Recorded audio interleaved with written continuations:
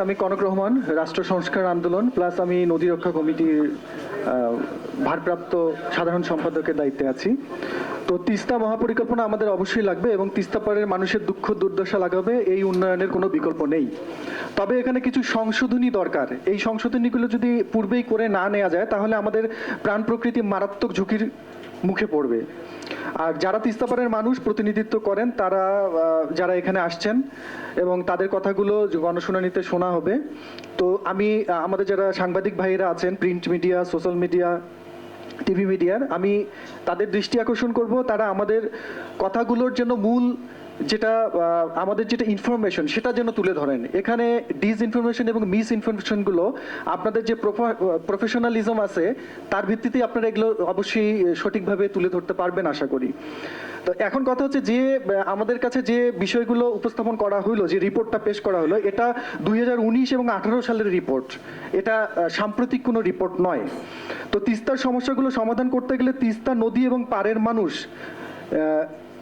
এই দুইটাই উপকৃত হবে, এটা আমাদের একটু খেয়াল করতে হবে। এটা খেয়াল করতে গেলে আমাদেরকে এই প্রকল্পের গোড়ায় একটু যেতে হবে। তো আপনারা খেয়াল করবেন যে আমাদের রাষ্ট্র যখন কোনো পলিসি মেকিং করে এবং সেটা যখন বাস্তবায়ন করে, রাষ্ট্র করে কি যে এই সংশ্লিষ্ট যে প্রতিষ্ঠান তার যে স্টেক হোল্ডাররা থাকে এবং এখানে যে সংশ্লিষ্ট বিষয়ে স্পেশালিস্ট যারা থাকে, যারা গবেষক থাকে, তাদের সঙ্গে বসে একটা তারা প্রকল্প গ্রহণ করে সেটা গণশুনানির জন্য নিয়ে আসবে। এইটাই মনে হয় পদ্ধতি হওয়া দরকার। কিন্তু আমাদেরটা যাচ্ছে উল্টো দিক থেকে। তা আমি যেটা মনে করছি যে আসলে এই মানে এনাদের কোনো ফিক্সড কোনো প্রকল্প নেই যে এটাই ওনারা বাস্তবায়ন করবে বা কাজ শুরু করতে যাবে, আমার যেটা মনে হলো আর কি। এখানে আরেকটা কথা, যে উন্নয়নের যে গল্প আমাদেরকে দেখানো হলো, এই যে শহর, বিল্ডিং, রাস্তা, দুই পারের রাস্তা, তো এখানে দেখা যাচ্ছে যে উন্নয়নের গল্প কিন্তু আমাদের ভয় লাগে, কারণ লুটপাট করার একটা অন্যতম মাধ্যম হচ্ছে এই উন্নয়নের গল্প। এই উন্নয়নের গল্প আমরা এতদিন শুনে আসছি এবং এখানে এই পাচারের, লুটপাটের, জনগণের টাকা মারার একটা গন্ধ পাওয়া যায়। তো এই উন্নয়নের যে গল্প তা শুরু হয়েছে কিন্তু ফ্যাসিস্ট আমল থেকে। তো আমরা দেখতেছি এই তিস্তা মহাপরিকল্পনাও কিন্তু 18-19 সালের যদি রিপোর্ট উনি দেন তাহলে ওই ফ্যাসিস্ট আমলেরই রিপোর্ট। সুতরাং এখানে অবশ্যই সংস্কারের একটা প্রশ্ন আছে। আরেকটা কথা যেটা বলতে চাই আমি, সেটা হচ্ছে যে গত 15 বছরে যেখানে প্রশাসন এখনো ফাংশন করতে পারছে না, সচিবালয়গুলো এখনো নিষ্ক্রিয় আমরা দেখতে পাচ্ছি, সিন্ডিকেট ভাঙা যাচ্ছে না, আইন বিচার ব্যবস্থা ঝুলে আছে, ফেসিবাদের ভূত তাড়ানো যাচ্ছে না, তাহলে আমি কিভাবে ধরে নিব যে এই মহাপরিকল্পনা একদম তুলসী পাতায় ধোয়া? সুতরাং এখানে ফেসিবাদের যে উপাত্তগুলো আছে সেগুলো আমাদেরকে চিহ্নিত করতে হবে। প্রথমেই আমরা যাই যে এই যে চায়না যে কোম্পানিটা এই প্রকল্প নিচ্ছে, চায়না বিজনেসের পলিসিটা কি? চায়নাদের বিজনেসের পলিসিটা হচ্ছে যে তারা তো ওদের নিজের টাকা এটা করে দিবে না, টাকাটা আমাদের কাছ থেকেই তুলবে। তো এখানে দেখা যাচ্ছে যে এরা যে মেগা যে কোম্পানিগুলো আছে, এগুলো যে বিজনেস পলিসি, এটা হচ্ছে যে এরা সরকারের সঙ্গে যে ডিলটা করে, এটা বিভিন্ন স্তরে স্তরে স্তরে টাকা দিয়ে ওই স্তরগুলোর মধ্য থেকে, ওই জায়গাগুলো থেকে তারা সম্মতি গ্রহণ করে, ন্যায্যতা গ্রহণ করে এবং তারপর একটা প্রকল্প বাস্তবায়নের দিকে যায়। তো সুতরাং এটা যেহেতু আমাদের জনগণের টাকায় হবে, সুতরাং এই প্রকল্পের গোড়ায় আমাদের দেখতে হবে এবং গোড়ায় আমাদের যাওয়াটা উচিত। তো এখানে এনারা যেটা রিপোর্ট পেশ করলেন সেটা হচ্ছে যে প্রকল্পের উদ্দেশ্য গ্রোয়ের নির্মাণ এবং প্রতিরক্ষা কাজের মাধ্যমে নদী ভাঙ্গন রোধ করা। এখন কথা হচ্ছে যে এটা তো হচ্ছে বিনুনি নদী। তো বিনুনি নদীর যে বৈশিষ্ট্য, এই বৈশিষ্ট্য অনুযায়ী যদি এইভাবে দীর্ঘ আপনি যদি বাদ দিয়ে যদি ক্যানেল করে, এটা তো বলবো আমি ড্রেন, এটা একটা মেগা ড্রেন আমি মনে করি। কারণ এখানে যে দুইটা পাড়, এই পাড় দুইটা কিন্তু একদম 90 ডিগ্রি অ্যাঙ্গেল, কিন্তু বেরোনি নদীর যেটা ধর্ম সেখানে তো 90 ডিগ্রি অ্যাঙ্গেল থাকে না। এটা তো আস্তে আস্তে কয়েক কিলোমিটার পর্যন্ত এটার পার হতে পারে এবং এটার মধ্যে চর জন্মাবে, সেই চরের মধ্যে মানুষ আবাদ করবে, কৃষকরা আবাদ করবে, ফসল ফলাবে, আবার বর্ষার সময় পলি বাহিত হবে। এটাই হচ্ছে এর চরিত্র। এভাবেই বিনুনি নদী শুধু যে বন্যা দিয়ে মানুষকে ক্ষয়ক্ষতি করে তা নয়, বিনুনি নদী এই বন্যার থেকে, বন্যায় যে ক্ষয়ক্ষতিটা হয় তার থেকে অনেক বেশি জনগণকে সুফল দেয়, নদীর পাড়ের মানুষকে সুফল দেয়। এই জিনিসটা আমাদের মাথায় রাখতে হবে।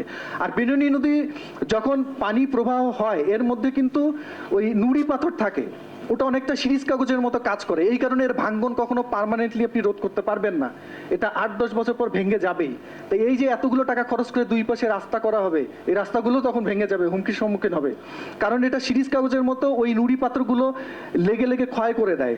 তো এটার জন্য যে এখানে কথা আছে যে বাঁধ নির্মাণ এবং মেরামতের যে কাজ, তো বাঁধ নির্মাণ করে নদীর প্রবাহকে আপনি ঠিক রাখতে পারবেন না, আর ড্রেজিং এর মাধ্যমে নদীর প্রবাহ নিয়ন্ত্রণ এবং নদী পুনরুদ্ধারের কথা বলা হয়েছে।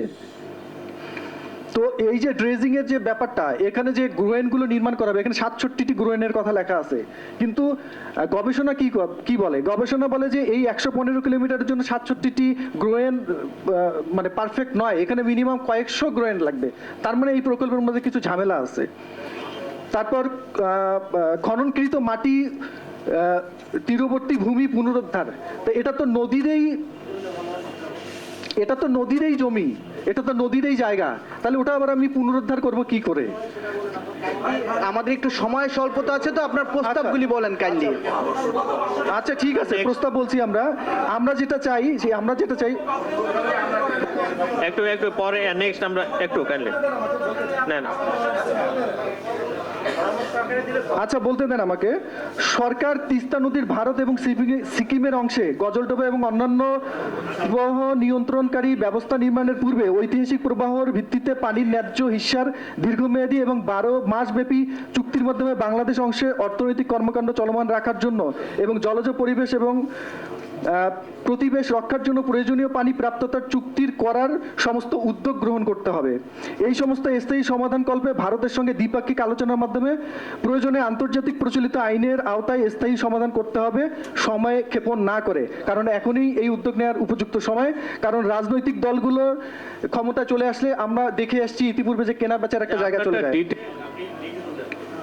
না, আরেকটা পয়েন্ট বলে আমি শেষ করছি স্যার প্লিজ, সেটা হচ্ছে যে ভারতের যে ট্রানজিট সুবিধা, এই ট্রানজিট সুবিধা কিন্তু বাংলাদেশ কিন্তু ট্রানজিট সুবিধার জন্য, মানে বাংলাদেশের ট্রানজিট সুবিধা ছাড়া ভারত কিন্তু এই যে 7 সিস্টার এটা রক্ষণাবেক্ষণ করা তার জন্য সো টাফ। সুতরাং আমরা গঙ্গা, ব্রহ্মপুত্র, মেঘনা অববাহিকায় যে ভারত সহ অন্যান্য রাষ্ট্রের সঙ্গে কূটনীতির ক্ষেত্রে পানি কূটনীতিতে সমস্ত কূটনীতির কেন্দ্রবিন্দু রেখে প্রয়োজনে অভিন্ন নদীর পানির ন্যায্যতার হিস্যার বিনিময়ে ট্রানজিট এবং অন্যান্য বাণিজ্য সুবিধা দেওয়ার মাধ্যমে আমার শর্ত আলোপ করে আমরা এই প্রকল্পগুলো গ্রহণ করতে পারি। ধন্যবাদ সবাইকে। আচ্ছা আমি বলি